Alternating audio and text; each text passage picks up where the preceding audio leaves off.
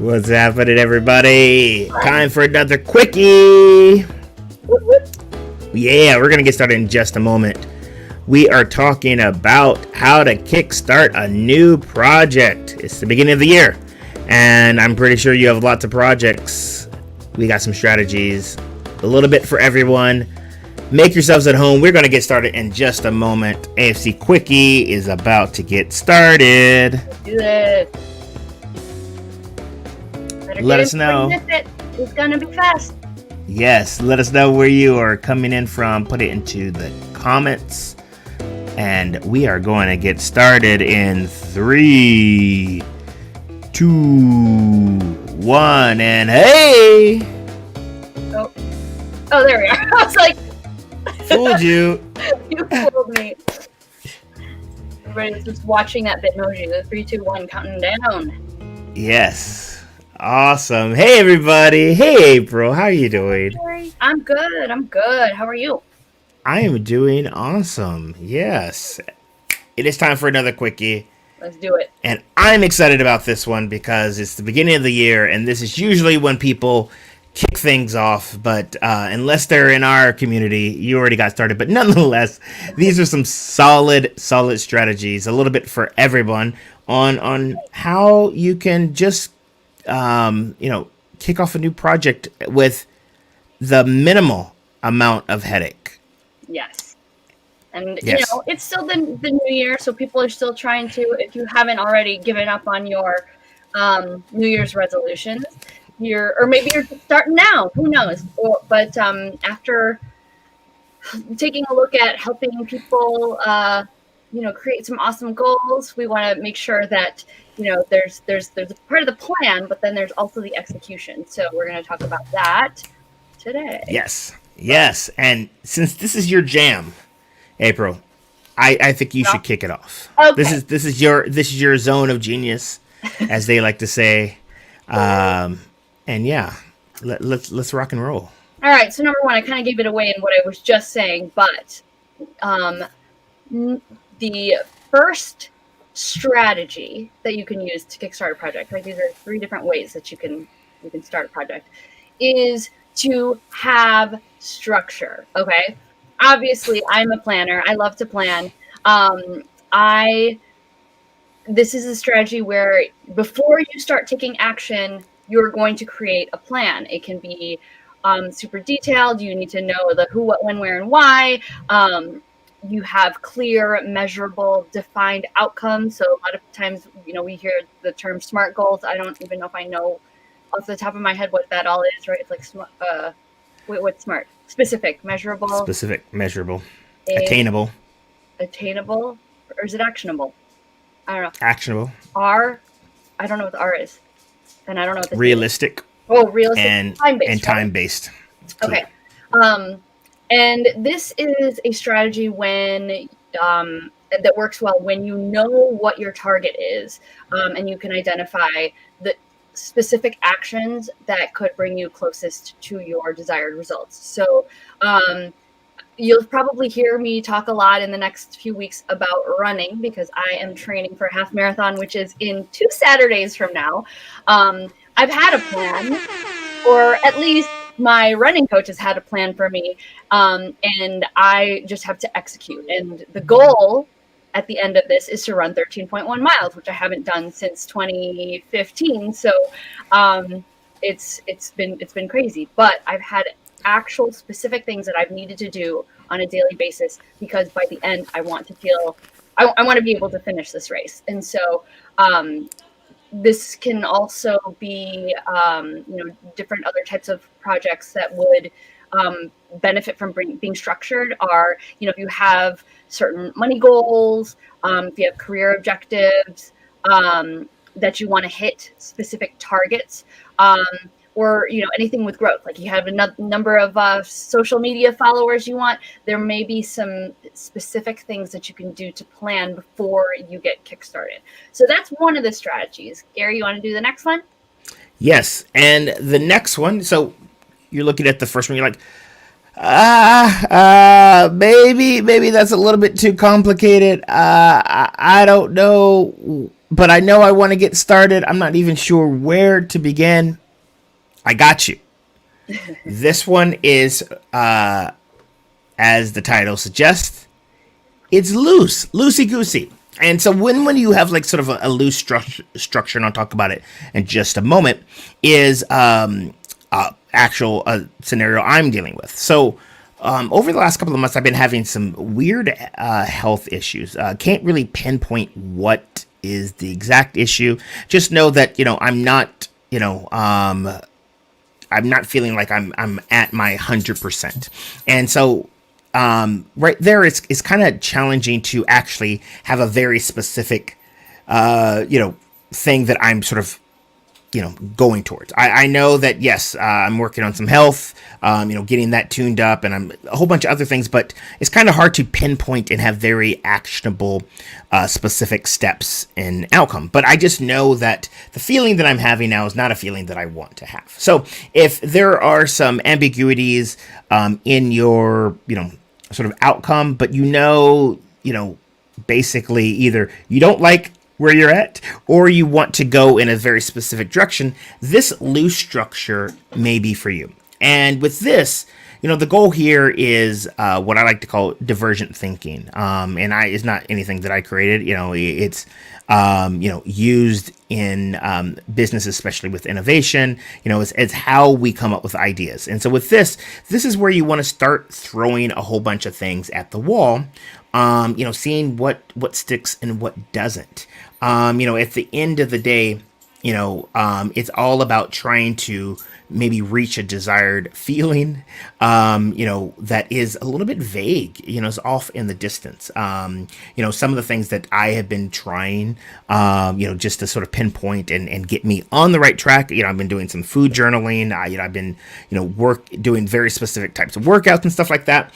And the goal here is, it's a great middle ground to help you get on a path where you can start to apply a good structure. And once you start to make progress in a direction and you feel like, all right, cool, this is great, then it might make sense to have more of that structured approach. This gives you a lot of options and gives you the ability, one, to just make progress, but like not feel like you have to commit to one thing, just because there's a lot of uncertainty. So that is our second structure, which is not really a structure, on how to kickstart a new project. The structured structure versus the non-structured structure. Strategy. I think that was Yeah, exactly. So, and then should we just go into the third one? We should. So the third Bring one, it on home. If you haven't thought about it, you're like, okay, well, there's the one where there's like no structure, and then the other that is the structure. Then what's the third one? It is a mix of the two, and I think over time this has been the structure, the strategy that I have adapted in life, because there are pros and cons to each of the strategies that we just shared. So this can be a combination of one and two. So what's great about this one is that it kind of takes the best of both worlds. You can either start with a loose structure, throw spaghetti at the wall and figure out what sticks. And then once you've honed in on what's been working, then you can start creating structure from that point on, like Gary was mentioning. Or you can start with a structure and then, use some, find different paths along the way as as you are starting to get to that end goal. And so what is good about this strategy is that it can help with momentum and consistency. I'm thinking a lot about how, when I wrote my first book, and I say first book because I'm about to write a second, there was, I had a plan. I had a timeline that I wanted to hit, and I knew exactly what chapter was going to be, what was going to be in each chapter before I even wrote it. And then I started to see myself, get writer's block and start getting frustrated and started losing momentum. And so I had to actually switch up the strategy and not say okay, I'm going to continue with this plan. I kind of threw away the plan and decided to try something different. And, one of those strategies was, let me just write 30 minutes a day, or let me edit 30 minutes a day. Let me just do a little bit every day. So I kind of threw away a plan, in a sense, just to kind of keep myself moving. So this can be used in those times where you have some sort of clear outcome, but there's maybe multiple paths to get to that, which I always like to say that, most projects do have a million different ways that you can go about completing and executing. Or it can be something that has a clear process but might lead to different outcomes. So I'm looking at, potentially doing a second book, or not potentially, I'm definitely doing it. But it is going to be driven, a lot of the content hasn't been written, and it almost needs to kind of be discovered.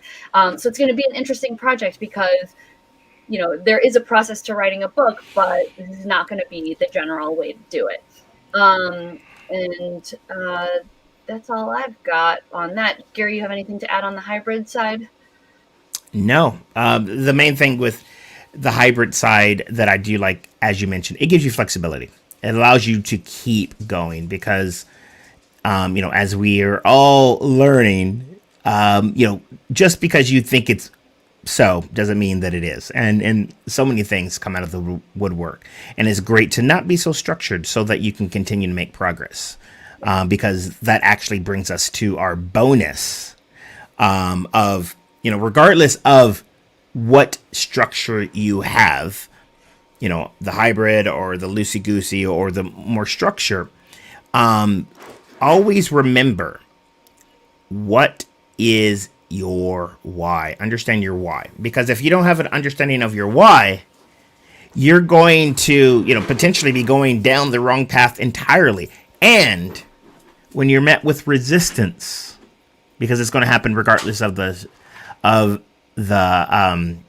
path that you choose, you're gonna, and maybe backtrack and all this other stuff. And speaking of resistance, that is going to be our next quickie. So I'm just gonna throw that out there. But you know how to deal with that. So Apryl, you want anything to bring it home? Yeah, I think that's it. So I just think that, whenever you do any project, I think, try to at least understand what it is that you're, what is it that you're trying to accomplish, whether it is something specific or if it's a certain feeling you want to try to achieve, because that can give you the opportunities to kind of define or not define how you want to tackle that project. So if you have any questions, feel free to throw any comments in the chat, whether you saw this live or you're seeing it on the replay.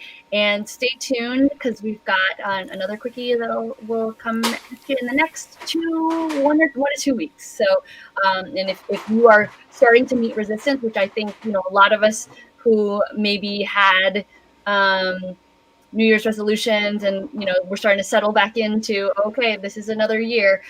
We want to continue that momentum with you and help you push through, to not just give up and then just wait till 2023, because that's not fun.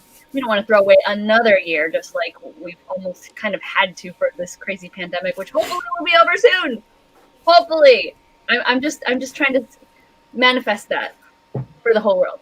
So, but anyways, if you are liking this content, feel free to check us out at accountabilitysuccesscircle.com. We're a super fun community that are getting things done in the most fun way possible.